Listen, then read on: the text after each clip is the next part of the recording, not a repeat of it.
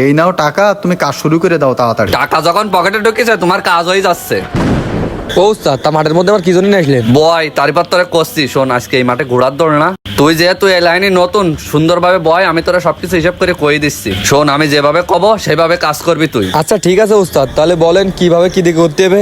শোন আমার হাতে যে শিকড় দেখেছিস না, অনেক শক্তিশালী শিকড়। এই শিকড় ওই ঘোড়া যেমনি দৌড়বে ওর মাঝখানে পুঁতে দিবি তুই। এই শিকড় অর্ধেক শিকড় মাটির ভিতরে পুঁতে দিবি আর অর্ধেক শিকড় হাতের ভিতরে রেখে দিবে। আর তোর যে মন্ত্র দেবো এই মন্ত্র যেন ধাড়ি ছাগলের কানে না যায়। উস্তাদ তাই কি গাছের ডাল এটা? শোন এই শিকড় কামরূপ কামাখ্যাত্যা না, এই শিকড়ের নাম অশোক জড়িবটি চুচুং চুং। আর এক সপ্তাহ ধরে যে মন্ত্র শিখাইছে ঘোড়া যাবে যেমনি সেই জায়গায় পুঁতে দিবা আচ্ছা সুন্দর উস্তাদ, করে। তাহলে সেইভাবে নিয়ম মতো করি। আজকে কিন্তু মেলা বাজেট, আর কাজ যদি সুন্দরভাবে হয় অনেক টাকা কিন্তু বকশিস পাওয়া যাবে। উস্তাদ তাহলে আমি ছাড়ার মুখী থাকবো আর আপনি সবের মুখী থাকি নেন।